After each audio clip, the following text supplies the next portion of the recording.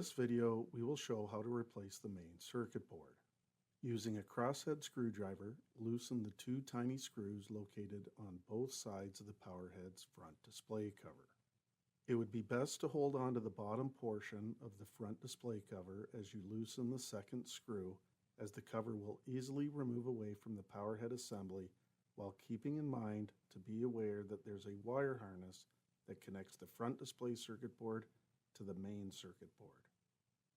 Carefully detach the wire harness away from the multi-pin connector on the main circuit board.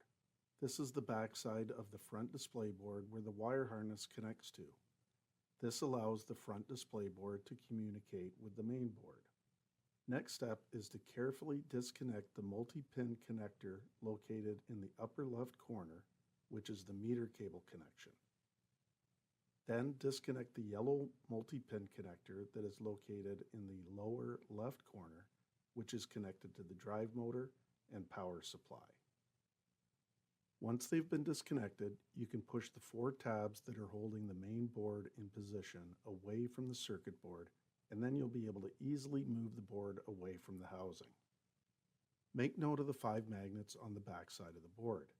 These magnets are strategically placed to work with the magnet holder arm that is shown here in red.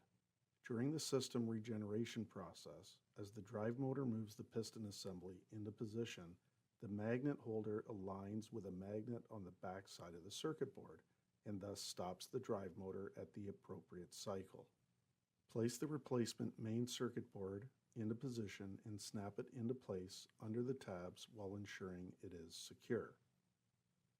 Then push the yellow multi-pin connectors together on the circuit board. Note that there's only one way that the multi-pin connections can align. Same goes for when you push the white multi-pin connectors into position. Next, connect the wire harness to the display board's multi-pin connector. Be aware that there's only one way that the connectors will properly align with each other while pushing it into place. Then finally, place the front display cover back into position and using the crosshead screwdriver to place the two tiny screws back into position. You have now successfully replaced the main circuit board. Visit us at www.canaturewg.com.